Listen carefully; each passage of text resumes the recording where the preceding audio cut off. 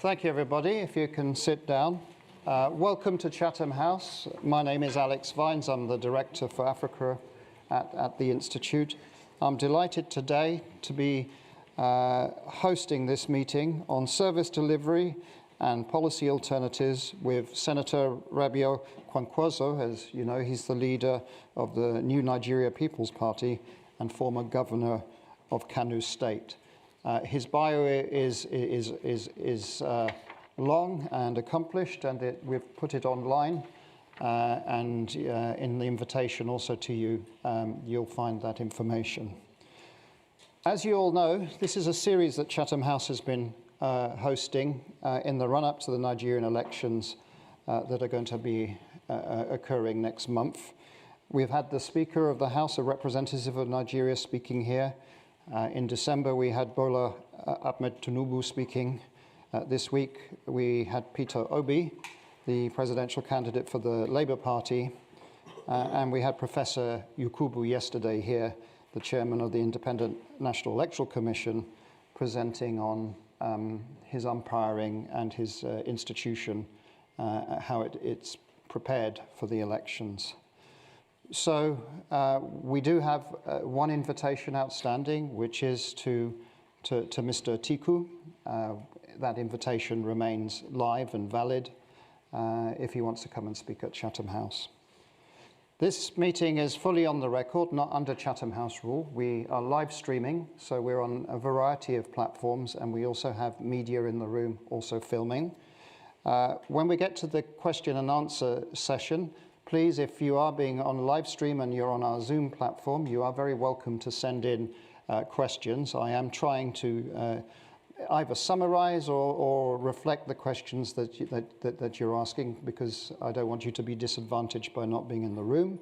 And we will also obviously take questions from the audience here. The meeting will run for an hour, and I will give the customary respect to the senator by overrunning by 10 minutes, which is what we have done with the previous two presidential candidates. So no more ado from me. Just to encourage also, if you are tweeting, you can use the hashtag AFPROG to tweet if that's what you wish to do. I don't want to say anything more, except once more say how grateful I am to Senator Kwankwaso for coming to Chatham House. Sir, I thought it was important that you were heard, particularly to international audience also.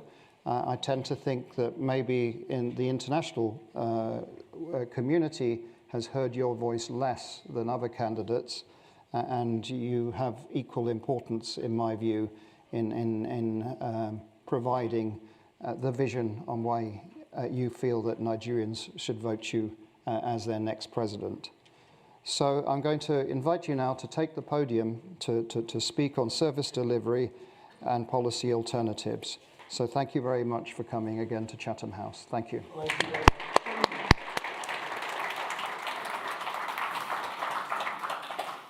Thank you very much, Dr. Alex. Maybe the difference between me and the other candidates is that they are in the air. Other people were hearing their voices while we are on the ground. So thank you very much, Your Excellencies, distinguished ladies and gentlemen. Let me once again thank everybody here for coming. And let me begin by thanking the Royal Institute for organizing this event and for inviting me to interact with this global audience. Let me also thank the audience, both the Institute and the virtual ones, for your interest in the peace, unity, and the prosperity of our country. Our country today is facing numerous challenges: insecurity, growing poverty, growing and uncontrolled inflation, growing unemployment and despondency, decaying infrastructure, high rate of maternal and neonatal death, collapsing education system, crisis in the healthcare services, very weak institutions, growing corruption and graft, unbelievable theft of crude oil and other mineral resources, and growing mistrust among the constituent communities of our country, etc., etc. We can point fingers at all sorts of factors allegedly responsible for our situation, from coronavirus to global economic recession, from Western powers to international capital, etc. But for me, we are where we are because of the mistakes and the wrong choices made by the very people entrusted with the business of governing Nigeria in the last 24 years. I am aspiring to become the next president of Nigeria because I understand the issues involved, the mistakes that were made, the wrong priorities that were set, and together with our team, we are better connected with the hopes and aspirations of the Nigerian citizens. We understand, agree with, and share grievances. And we have a plan, a practical plan to address each and every challenge bedeviling our country.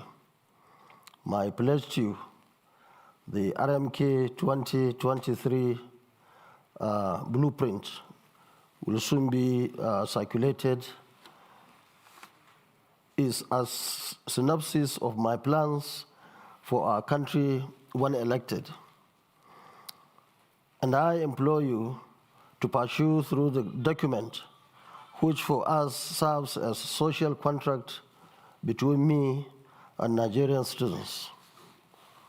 For today's discussion, I intend to provide policy alternatives and how we intend to improve services delivery in 4 core areas: the economy, human security, social issues, and deepening democracy. Although I will be open for engagement in other areas related to the Nigerian state, due to time limitation, I shall focus on these 4 areas. In designing all our policies and plans, we are guided, among numerous other things, by one important consideration: the future. Not only next 4 or 8 years, and not only next 1 or 2 decades. We look further, we think deeper. Remember, in less than 30 years to come, our country will be the 3rd most populous country in the world, with a population in excess of 400 million people in 2050. We'll overtake Pakistan, Brazil, Indonesia, and the USA. While we plan for today and tomorrow, we also have to think far ahead and start providing answers to some of these questions. How do we feed more than 400 million students? How do we educate them and make them productive for the global market? How do you provide housing and transportation infrastructure for them? How do you provide effective healthcare services to them? How do you provide employment for them? How do you provide uninterrupted power? How do you secure the country internally and externally? How do you maintain our mega cities, etc., etc.? The leaders that our country needs are not those that will come and do business as usual. We certainly do not need perfunctory leaders anymore.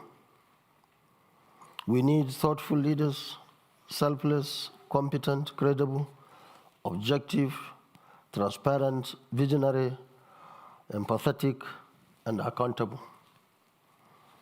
our economic plan.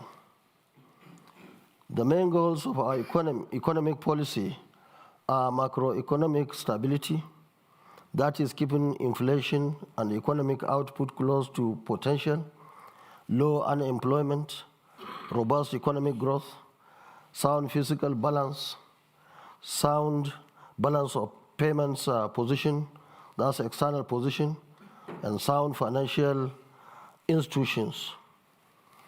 These will lead to higher incomes and better quality of life for the citizens. To achieve these goals, we have 7 policy agenda. 1, restoring fiscal discipline. 2, improving non-oil revenue through reforms in company income tax, value-added tax, as well as reforms in key revenue-generating agencies. 3, improving crude oil and gas production to OPEC target. 4, ensuring disciplined management float foreign exchange policy. 5, targeting inflation. 6, improving the climate for trade, investment, and business. 7, preventing corruption, wastages, and theft of oil and other mineral resources. Fighting poverty and ensuring prosperity. Over 133 million Nigerians, according to the National Bureau of Statistics, NBS, are living in abject poverty. For a country generously endowed with human and material resources like Nigeria, this is totally unacceptable. We have a practical plan to confront and defeat poverty in Nigeria. A, we shall lift Nigerians from the poverty ditch through targeted poverty alleviation and poverty elimination strategies that ensure families at the bottom of the social ladder have access to food, clothing, quality education, basic health care, and basic housing needs. B, to ensure that those lifted out of the poverty do not return into the poverty bracket, we shall ensure that beneficiaries of our poverty elimination programs maintain good paying vocation, high yielding investment, as well as strategic savings to ensure individual, family, and community prosperity. C, deliberate steps will be taken from our first day in office to end youth unemployment in our country. In specific terms, 1, over 2 million job opportunities will be created in the armed forces, police, and other security agencies.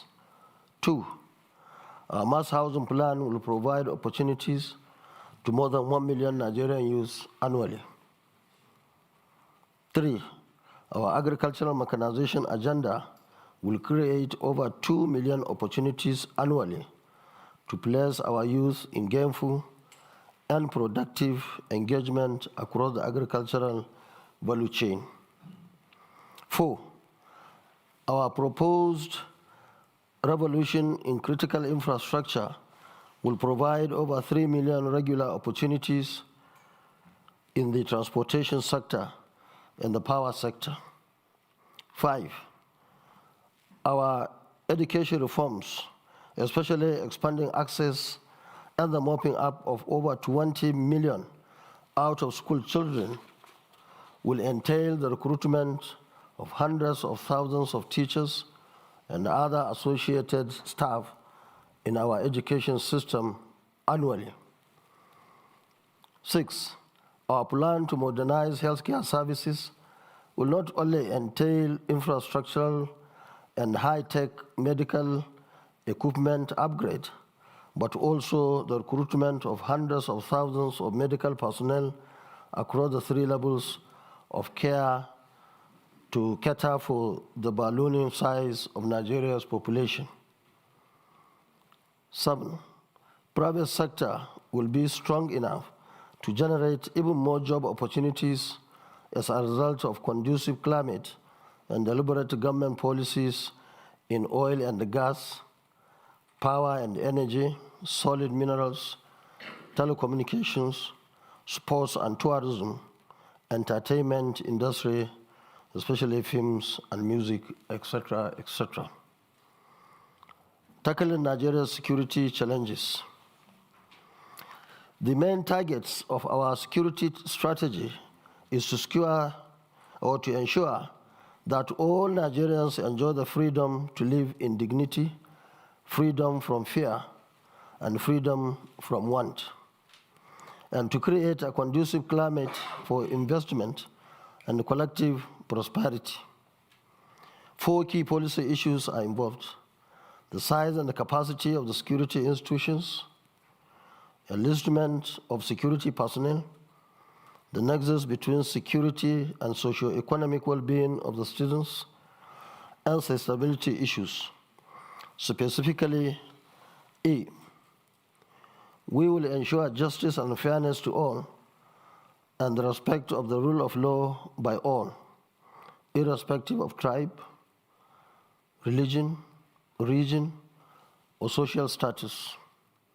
This is the foundation upon which peaceful, secured, and prosperous societies are built. B, we will engage and dialogue with all aggrieved groups with a view to addressing every real and perceived grievances. C, we will deploy personnel and set up our technology optimally to ensure that every square meter of Nigeria's territory is secured and protected. D, we will increase the size of Nigerian military from 223,000 active personnel to 1 million. We will increase the size of Nigeria's police from 371,000 active personnel to about 1 million. We will upgrade and modernize the training of all security and law enforcement personnel. G, we will engage the support and cooperation of community leaders and other stakeholders through the instrument of the Community Participation and Reorientation Committees, CPRC, to ensure peace and security in every community in Nigeria. H, we will continue to work with the international community and all friends of Nigeria in the fight against terrorism, banditry, and violent extremism. J, we will engage with and support all our neighboring countries with a view to fighting cross-border crimes and ensuring regional peace and stability. K, our policy proposals in all subsectors, economy, energy and power, education, health, agriculture, strategic infrastructure, trade and industry, women and children, housing, etc., share the all-important goal of ensuring peace, unity, and security in our country. Social issues. Our education revolution. Our revolution in the education sector will be guided by our philosophy of education as public good. We shall ensure through the correct reforms and investment that all our schools provide the best quality education to our students.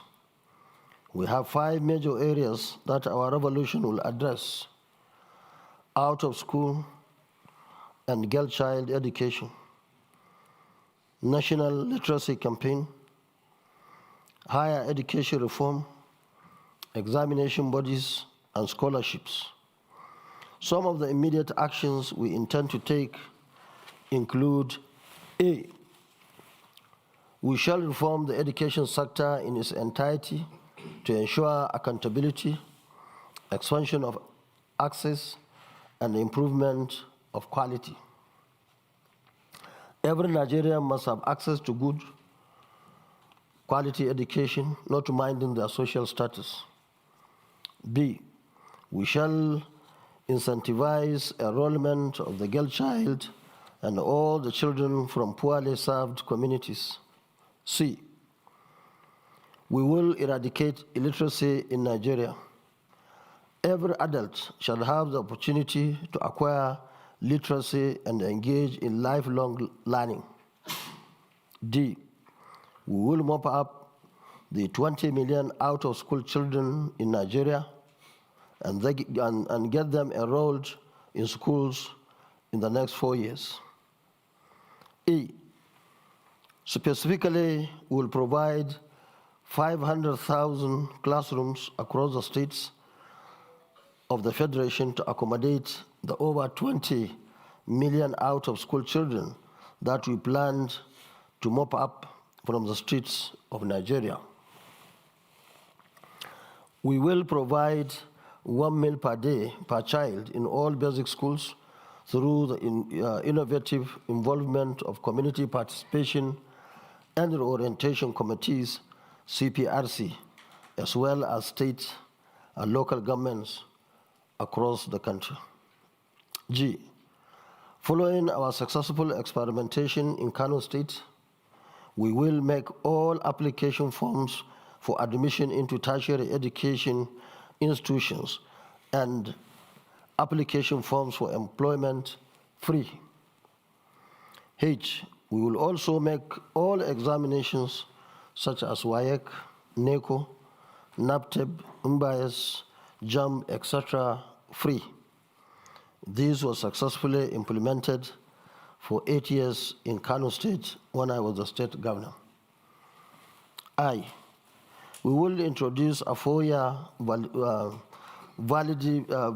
validity period for JAM examination results so that our children can use the same JAM results again to gain admission into our tertiary education institutions. J, we will upgrade and expand all our universities, polytechnics, and the colleges of education and raise their standard to global competitiveness. K, we will work with all stakeholders to arrest the rot and the decay in our tertiary education institutions and ensure that the perennial industrial action by staff unions is brought to a permanent stop. We will improve funding for research and innovation. M, we will cause the amendment of all acts and laws that impede in provision of quality education across all levels. N, we will introduce competitive foreign scholarships to give bright Nigerian youth the opportunity to study for higher degrees in the best universities around the world. We will significantly improve the funding and support to education at all levels. And P, we will support teachers and other stakeholders to play their roles in making Nigeria attain greatness through education. Social issues, our healthcare reform. Nigeria, like other developing countries, has its share of health problems. Communicable and infectious diseases remain the major health problem in the country, while contemporary demographic transition ushers in a range of non-communicable diseases too. These diseases lead to devastating morbidities and mortalities and have significant socio-economic impact on the country. The top among the diseases are malaria, lower respiratory infections, HIV/AIDS, diarrheal diseases, road injuries, protein energy, malnutrition, cancer, meningitis, stroke, hypertension, obesity, sickle cell diseases, and tuberculosis. Notably, malaria remains the foremost killer disease in Nigeria, accounting for over 25% of under 5 mortality, 30% childhood mortality, and 11% maternal mortality. With about 3.4 million Nigerians living with HIV, the country also has the second highest HIV burden in the world, accounting to more than 9% of the global burden. The morbidity and mortality coming from these preventable conditions take their roots in inadequacy, inaccessibility of quality health care, poor sanitation and hygiene, poor vector control, poor maternal, neonatal, infant, child, adolescent, and elderly care system. Other causes include corruption, drug and substance abuse, alcohol abuse, malnutrition, lack of access to safe drinking water, environmental pollution, poor road maintenance, poor healthcare facilities, and poor healthcare worker remuneration and training, among others. Our actions and programs in the health sector will be guided by our philosophy of health is wealth. We shall reform the health sector in its entirety to ensure professional accountability, quality of service, and professionalism. We will improve sanitation and hygiene in public places, provide the general framework for states and local government council to develop the guidelines for sanitation inspectors. We will provide, in conjunction with states and local government councils, together with CPRC, free natal and maternal health care services for families. In conjunction with other levels of care provisioning, our administration shall coordinate the provision of mobile clinics to access underserved communities across the country. We will upgrade and modernize all tertiary level hospitals in all states of the Federation with a view to expanding access and improving quality of healthcare services. Upgrade and equip all specialty hospitals to tackle the diseases that cause most deaths and disability in Nigeria. For example, malaria, cancer, diabetes, renal diseases, tuberculosis, etc. Undertake comprehensive reform of medical and health education to create more opportunities and meet the manpower needs of the sector. Review the accident emergency protocols in all hospitals to ensure that all health emergency cases are attended to promptly. Promote exercise and sports through programs and interventions support using specialized institutions.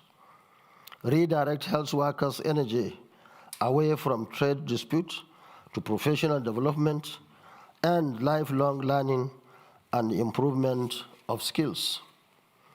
Review the laws of all agencies, councils, and such other bodies in the health sector to remove every impediment hampering the effective and efficient delivery of healthcare services, including healthcare education. Minimize health tourism through facility upgrade, services improvement, health workers training, and technology transfer and acquisition. Training of specialized health care professionals for local and international markets, example nurses, midwives, etc. Strengthen the National Center for Disease Control, NCDC, with view to empowering it to identify and eliminate the spread of infectious and contagious diseases in the country through research and innovation. Social issues, women and children. 53.3% of Nigeria's population is currently under the age of 15, and the current total number of children under the age of 5 stands at nearly 36 million.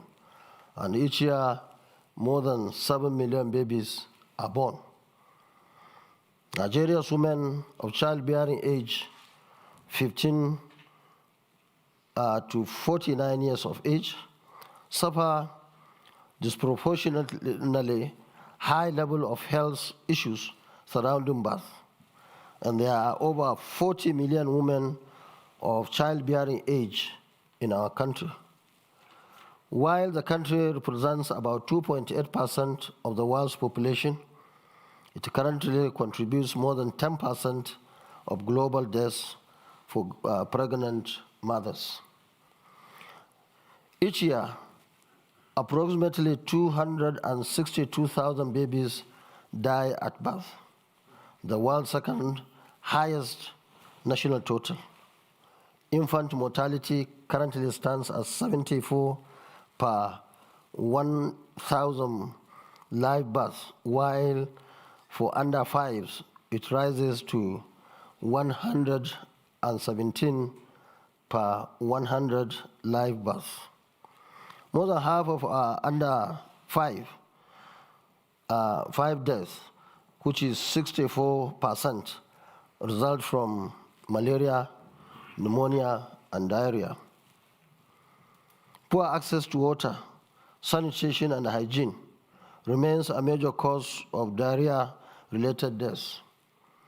As of 2015, 57 million Nigerians were without access to improved water sources. Senator, 5 more minutes. We have lots of questions coming in. I don't want the audience to not have their opportunity. Yes, okay. Let me conclude quickly. In conclusion, my dear compatriots in the diaspora, we are indeed very proud of your achievements as global citizens. We are even more proud that you are playing your role in creating a better world and also serving as good ambassadors of our country.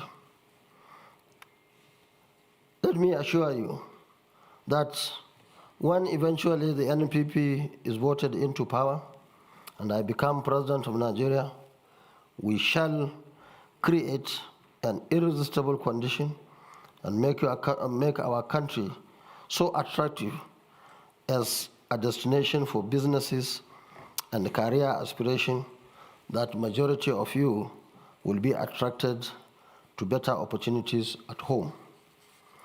Given your wealth of experience, good education, and achievements, we believe you will have better and more important roles to play at home under our administration.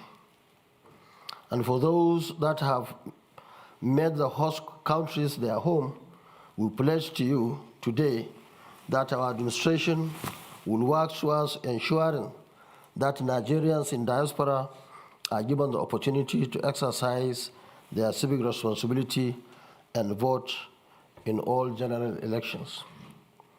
Before I conclude this brief paper, let me say that our incoming NNPP administration will honor all our international obligations related to climate action, trade and investment, fight against terrorism and violent extremism, drug and human trafficking, as well as honor all conventions and agreements that our country is signatory to.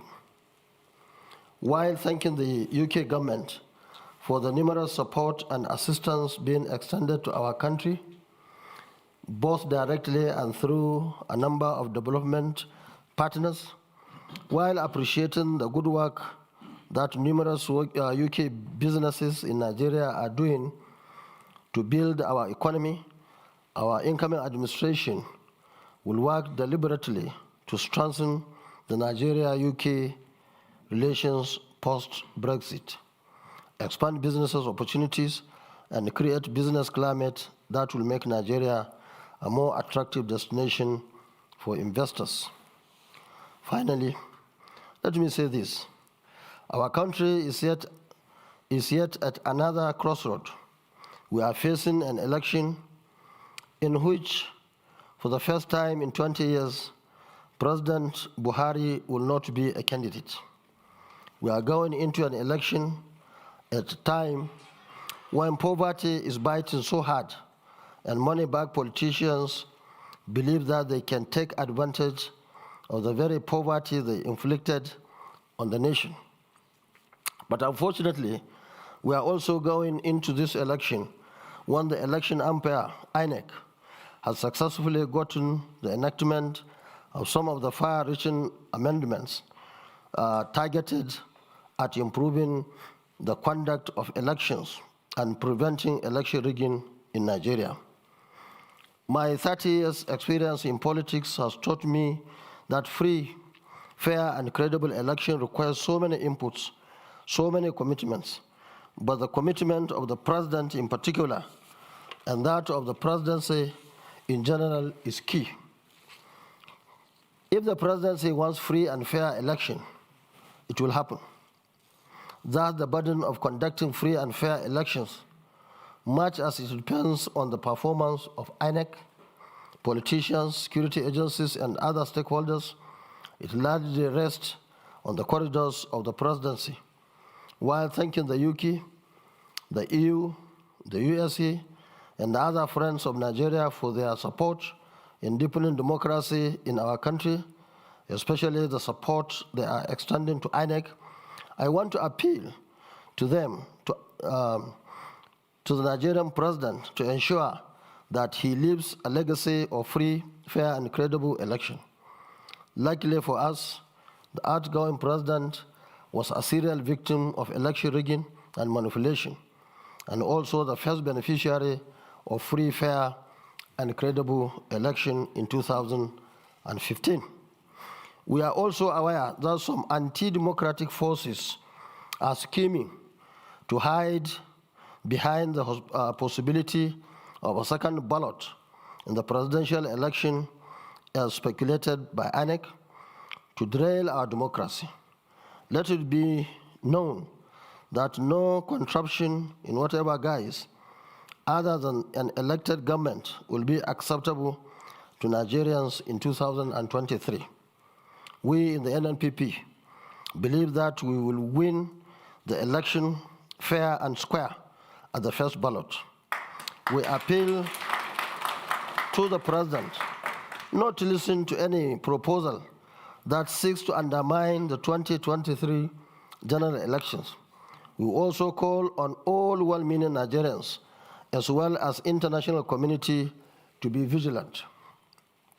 I'm also calling on all Nigerians in diaspora to continue to appeal to the governments of their host countries to continue to support our country and ensure that credible elections are conducted.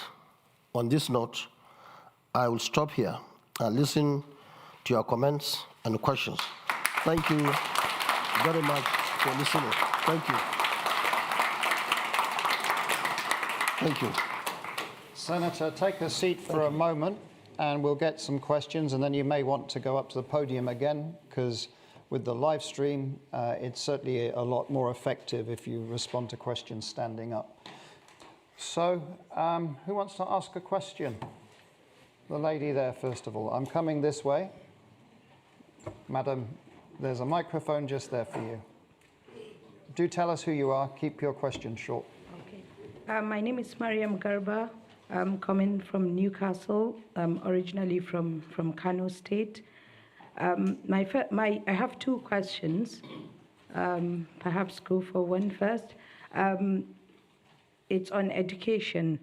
So when it comes to education, Honorable Senator, you've mentioned the number of out-of-school children in Nigeria is quite high, going up to 20 million. On another perspective, the yearly affair for the ASU strike in Nigeria is also a concern. So how will the states and the federal government, if you are elected, get children back to school? And what is the proposal for the lasting solution to the ASU crisis? Okay, thank you very much. If we have time, we come back for a second question. The gentleman there with the cap on, I think I know who you support. Okay, thank you so much for giving me the opportunity. My name is Umar Sheikh Umar from University of Bradens.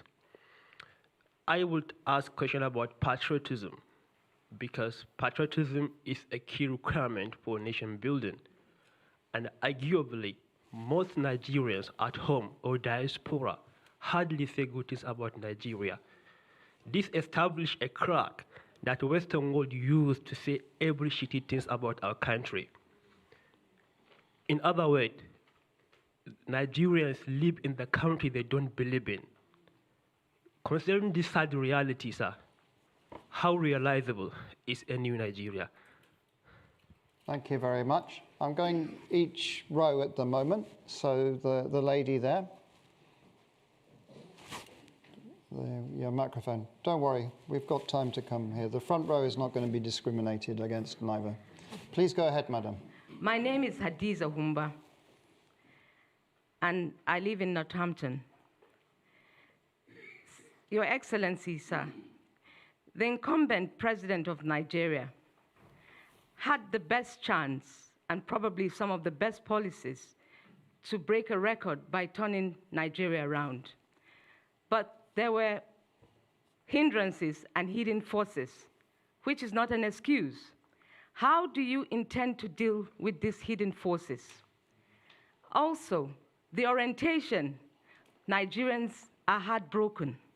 How do you intend to make them believe in the system? And again, the day you become the president of Nigeria, hopefully, will be the beginning of the end. What will be the legacy you want to leave? Thank you. Thank you very much. And I'll take one final question. The gentleman in the corner there. Yeah, you, sir, with the green jumper. Yeah. My name is Duke Uputa. I am an independent political analyst and also a Chatham House member. Senator, given that your campaign strategy and promises are very similar to that of Labour Party in many ways, and your main objective is to stop the extraction by the two major establishment parties, is there any circumstances in which you will step aside and cooperate with Labour in order to remove the current extraction in Nigeria? Thank you very much. Senator, you may want to go to the podium and stand up and respond to those questions. Thank you. The final question you received, we did get several of those virtually also. So just a number of people are thinking same thing. Thank you very much. Let me start with the first question from Mariam Garba from Newcastle. You see, for those who are familiar with our antecedents, definitely will have no option other than to believe that we took education very seriously when we had an opportunity. And I want to tell you that in 4 years in Kano, we took over 3,000 young men and women to 14 countries across the world. In fact, when I came here, I met some marine engineers who I think are here with us. So, is there anybody? Yeah, they are here. They are part of over 3,000 that we sent out of the country to 14 countries in 4 years. And that's in addition to the universities that we established, 2 universities in Kano. And I am happy to say that in our country, we have a lot of resources, a lot of money. Anybody who says all these things we are saying are not possible, maybe he is part of the scam or he doesn't understand. We have enough resources, we have enough manpower, we have everything that we require to ensure that each child in Nigeria goes to school. And we have done it when I had an opportunity to go to be the governor of Kano State. Now the 20 million are there. That's why we intend to do 500,000 classrooms in 4 years. we will mop up all the resources that are necessary for doing that. And so that at the end of the day, by the grace of God, our children will go back to school. We have done it in Kano. All our children were given opportunity by building thousands of classrooms in primary schools, hundreds of secondary schools, 2 universities, 26 other institutes in just 4 years. And we believe it's possible. And that's our pledge to our countrymen and women. So the other question on patriotism. You see, some of the issues that we have is that, unfortunately, our leaders were not able to bring everybody on board. We are not able really to convince people that there is good leadership and people are benefiting. Now, one small example I want to make is, contrary to the issue of patriotism as far as the country is concerned, I can assure you the young men and women who benefited in Kano for the 4 years or 8 years I was governor are very patriotic to the state, to the country, and even to our movement, very much committed to that. So that means if we have good leadership, that can bring everybody together. I have no doubt in my mind that Nigerians will be patriotic, and in fact more patriotic than many countries that we see today and think they are patriotic. So we will provide the leadership necessary for everybody to be carried along and ensure that everybody is committed to the project and Nigeria. I think the issue of hindrances of our sitting president, yes, I believe there are so many hindrances, and they are not different from other expectations or our expectations, really. But I want to say that leadership requires a lot of capacity. It requires a lot of experience, people with a lot of education, if you like, and all what it takes, really, to be the president of the country. So I believe that with our party in power, going by our antecedents, going by my personal experiences, I have been in this game for 30 years now, and I have been in this country for about 10 years. I visited so many other countries as Minister of Defense, as House of Reps, Deputy Speaker, a Constitutional Conference member, and as Senator of the Federal Republic of Nigeria, and member of the NDDC representing Northwest, and of course, advisor to President on Darfur and Somalia during those crises. So we know that there will always be challenge to presidents and even to a councillor. And how you handle it determines the type of person you are. We believe that we are going to do the right thing and support of Nigerians. I have no doubt in my mind that all those issues that are enumerated and many more that were not being mentioned would be resolved so that we can have a very new Nigeria for all of us. My legacy, one, we want to unite the country. We want to have one solid country that everybody is given the opportunity, not based on his religion or his ethnicity, but based on the content of his character. And that's what we have done in Kano. That's why everybody, even the biggest enemy, believes that we are very strong in Kano, we are very strong in northern Nigeria today in terms of support, because these are the people who actually know us, know what we stand for, know our capacity, and that's why we are so happy today that what we have sown over the years, I mean, this is the time to repeat. So the issue of legacy, we want to have a united Nigeria, a Nigeria that will not go through all this issue of insecurity, the issue of economy, the issue of education and so on and so forth, especially the issue of ASU that was being mentioned now. ASU and NNPP, we are on the same page. We are working in direction. In fact, I'm happy to say that when I was governor in Kano, there was a time ASU was going on strike, but Kano branch had to take permission not to join them because they believe that we are doing the right thing. And that right thing will continue when we have the opportunity to bring everybody on board so that, as I mentioned in my speech, we don't have to have or witness ASU or other unions going on unnecessary strike. The issue of labor, you see, that's the problem we have. The gentleman who stood up there, I'm sure he comes from a particular group or a region without even asking him, just because you saw, if you have a party which is based on ethnicity and religion, that's the difference between Labour Party and, of course, our party, which is a national party, New Nigeria People's Party. Now, we want, please, you see, while we are accusing leaders of being one thing or the other negative, I think the followers also must learn how to be Nigerians, not coming from one part of the country.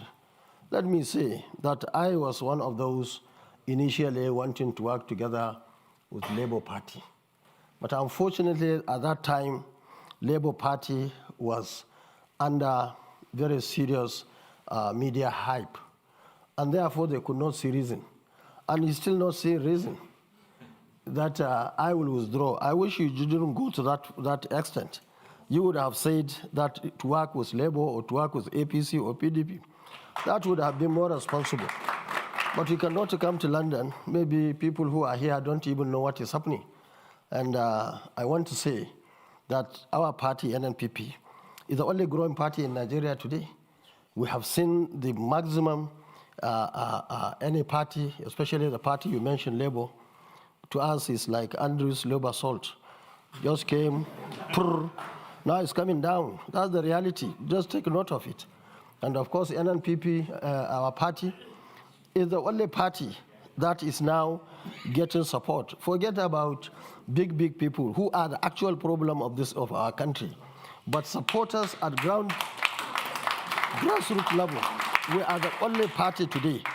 And mark you, we have succeeded in locking northern Nigeria today in terms of votes, in terms of support. Now we are working in the southern part of the country. And for us, the difference between north and south is that north know us more than southern part of the country. If you are from the north, I'm sure you wouldn't have made that statement for Kwankwaso to withdraw for Labour Party. You should go and look at my credentials, my brother. I am a PhD holder in civil engineering. And check your candidate, what he has. I have been in the system for over 30 years now. I have been a civil servant for 17 years. I wasn't a trader, civil servant for 17 years. I was Deputy Speaker of the House of Reps in 1992. I was in the Constitutional Conference elected delegate.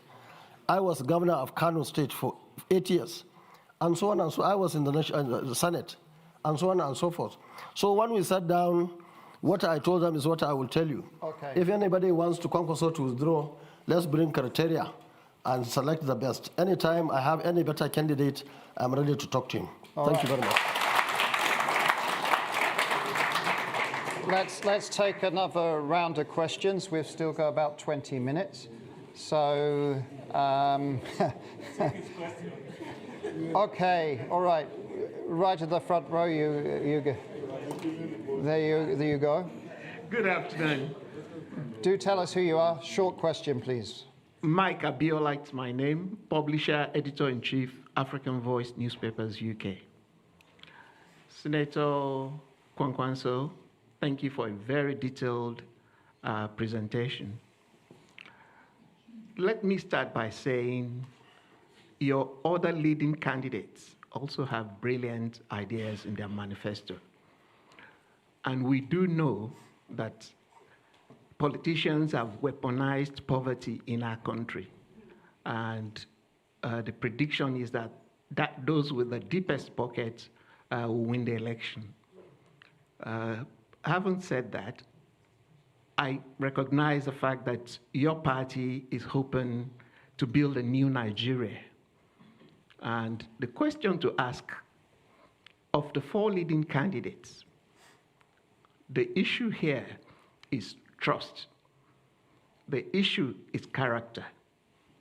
You must have had issues like people mopping up PVCs in opposition's stronghold. You would have also been aware of videos circulating on the internet. We have the Atiku Gate, we have allegation of some others into narcotics and all that. So the issue is character. If you are the receiving end of these allegations, or well, to be seen to be one of those who are peddling and also involved in what it's now known as Atiku Gate, what would you do? And what would be your advice to your competitors who are involved? Thank you very much. I'm going to we have quite a few questions coming in through the live stream through Zoom. One of them is from Chidi Nwoonu, who is saying, as a former Minister of Defence, can you expand on the current problems in the military as you see it and your plans to recruit, train, equip and sustain new army voices? The question on the armed forces of Nigeria. That's a question. What's the question? The question is, can you expand on how are you going to reform the military, given your experience formerly as Minister of Defence? And we've been in this row, so this row, and then so the gentleman there, yes, you sir, yeah, with the green scarf, microphone coming. Thank you. Your Excellency, my name is Dr. Muhammad, and I enjoy your detailed explanation. But sir, like most of the other candidates, you have had opportunity. And I as well like your blueprint and theirs, because I have listened to most of them here. I'm a member of Chatham House. I would like to go by your track record, and not only you, as well them, and as well advising them and their supporters. Let's be looking at your previous record and legacy, because it's there in public. Like yourself, you have been governor for 8 years. My question here is, as a young person, sir, can you elaborate, based on legacy, what you did to young people and what you intend to do? I want you to link it with your legacy, because we need to know what you did so that we may have more confidence on you. Thank you. Thank you very much. And, okay, the lady right at the back there, please go ahead. Thank you very much, sir. My name is Priscilla Winkbo, independent broadcaster. So having listened to you, you made mention of the various things that you intend to do. One of the areas was the economic revamping. And in your manifesto, you speak of that being in 3 parts: the ERP, economic stimulation, and you also speak about job creation and so on. And my question to you is this. Given that Nigerians are renowned for setting up businesses, small business owners, and creating so much within that space, what are your plans to work with the African Free Trade Agreement to be able to expand opportunities for Nigerians, because that's a 1.2 billion market, and Nigerians as small business owners could benefit a great deal. We would like to know, sir, what you will do to help them, not only financially, because we know that our financial sector is terrible for business owners. Banks, the loans that are provided are terrible. So please, can you expand on that, what you will do for business owners in Nigeria? Thank you. Thank you very much. Senator, there's plenty on your plate there. The way I'm looking at the clock, we'll have probably one more round after this. Okay. Go ahead, please.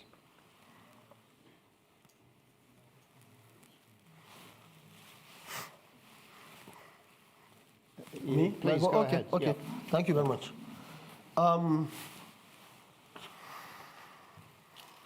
Mike, let me thank you for mentioning this issue of money, deep pockets.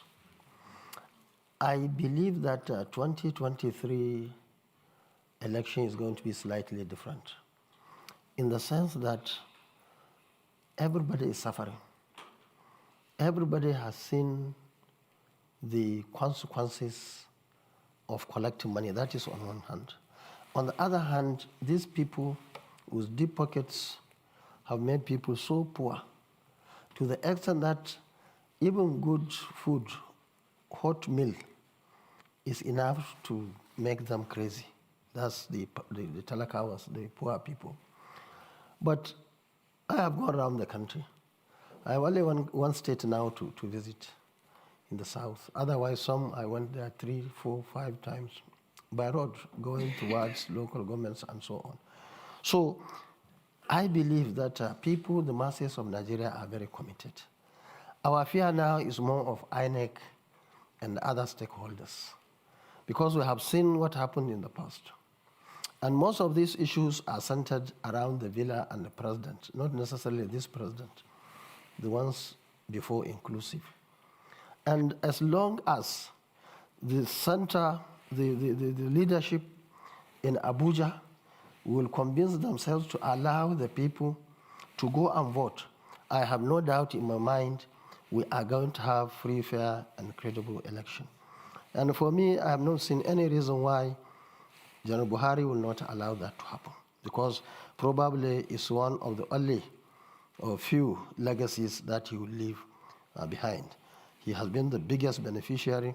When we were promoting him in 2015, we were in opposition. Many things happened, and he became president, despite the fact that he had experience on the other side when he had issues with the stakeholders in conducting election.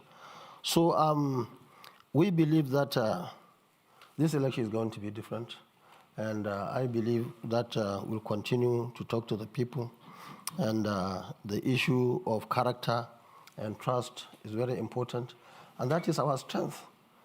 I have been a civil servant for 17 years before joining politics, now 30 years, and I'm happy. I'm still standing here talking to you, and I think that's the best anybody can think of doing. That's the best anywhere, even in this country, to stand in the field for almost how many decades now? If you like 3 or 5 decades, and you are still your integrity is still solid, and I am not sure if there is anybody who can stand up among the leading candidates or even all the candidates and say the same. If you say you'll fight corruption, or you'll fight drugs, you'll fight this, you'll fight that, you can't give what you don't have. And people can come and say whatever here for either local or international audience. But the fact remains, our records are there. And if you don't know, I don't know whether in politics, but anybody in politics will tell you that if you don't know what your grandmother has done before you are born, join politics. They will tell you what she has done. So we are so happy about that. The wanting, I'm so happy I'm not being found wanting. So far, so good. And we have seen the advantage of that. We can only do better in the future. Even those who found themselves in the trap in terms of corruption, in terms of drugs, in terms of all sorts of things, probably given the chance again, they will do it differently. But I'm so happy that right from those days, we stood on the side of the truth. So I have not been found wanting. This question should go to those who are found wanting to answer. The issue of military, the issue of security, I think that's my biggest strength. I have been the Minister of Defense and advisor to President on Darfur and Somalia for 4 years during Obasanjo regime. And during that time, we are not even talking of Nigeria. We are talking of what was happening in other parts of Africa because we are concerned. And that's why our military were in Liberia, in Sierra Leone, in Darfur. I visited them many times. I had discussions with the leaders in those countries. The confidence that they had in Nigerian military was unbelievable. And so also in Nigeria, these are people who are well committed, professionals, well feared by the opponents or enemies. And these are the military that we are talking of bringing back. Now we don't even know. I don't know. I belong to the expanded family of military. I don't know what is happening in Nigeria now. But all I know is everything will revolve around what we call political will. If there is no political will, nothing will work. And I think that's what is affecting our young men and women in the military today. So as former Minister of Defense, Chief Security Officer in Kano, I was in the NDDC. In fact, I left NDDC because of corruption. So many things were happening. I told the President that time he was not happy. Later he realized NDDC was in a mess. And unless something is done, they will continue to do so. And in Nigeria, we have to have the reward system and even punishment system. Now everything goes now. If you take, nobody will call you. In Kano, when I was in government, nobody, I can tell you, will go out there and touch 1 naira. And that's why for 8 years I was governor. I'm so happy that for those 8 years we did not borrow 1 kobo, 1 naira, we did not borrow. All what I did in Kano was done with the state resources. And that's why some people wonder here I will do 500,000 classrooms, see where I will get the money. Don't forget, right as we are sitting or standing here, instead of 2.2 million barrels of oil, we are producing just 1 million, 1.2, 1.1. Where are the remaining? Stolen by some people. Where are the people? Who are the people? And that's why we have to stop that. The fighting in south, northwest, even in northeast, is mainly because of mineral resources. People are stealing it from Nigeria and from outside Nigeria. You will always see helicopters picking gold and other resources. That got to stop. All these assets must be taken over by government and be utilized for all of us. And that is what we stand for in Nigeria. So the young men and women, I can assure you, and I'm sure you know it, the gentleman who asked that question, I'm sure he knows, because our biggest support is from the young men and women. In Kano, we took education seriously. 2 years before I left government, there was nobody in Kano who had university qualification that did not go to university. In fact, our universities, 2 universities, I don't want to use we established. We're not even getting students from Kano. And our agenda, unlike what people were insinuating here, was Kano residents, not Kano indigenous. There are so many people who benefited from southeast, southwest, south-south. When I went southeast now, I brought so many people, Igbo, who don't even speak Hausa, but they are all over the world under our scholarship. Because ours, your home is where you live, is not where you necessarily born. And I am happy to say I started politics from being Deputy Speaker House of Reps in 1992. I was not a local government chairman. I was not a champion. I was at national level. I was not even minority or majority leader. Deputy Speaker of the House of Reps, who was a presiding officer of that house. So that's how I started. And along the line, I had all opportunities to be everywhere in the country. And what is important for everybody to learn, including my colleagues, the candidates, is you should try at any given position to be upright. You shouldn't not be found wanting. And once you are found wanting, in countries where they have shame, you don't even come out. You don't mention. So, and you see, politics is not all about making noise. Yes, you are a governor. You are a governor in the corner of a country. That's fine. We have been in the center for many years. Even if I'm not contesting, we want to know that person and say, yes, this is the person that believes in what we believe. Now there are many question marks on some candidates, whether they believe in the country or they believe in seceding from the country. And these are issues in the debates that must come out, and people must come and assure people that this is where they belong. So finally, the lady asked about the economic revamping, helping businessmen and women. This is very critical. You see, in all the countries, you find government subsidizing and supporting people's businesses and so on and so forth, in terms of education, in terms of training and retraining in their respective areas, and of course in providing capital at a minimum interest, minimum. It's not like where we have in Nigeria 30% to whatever percent. That's not acceptable. So we have to do whatever it takes to support our young men and women. And that's exactly what we did in Kano.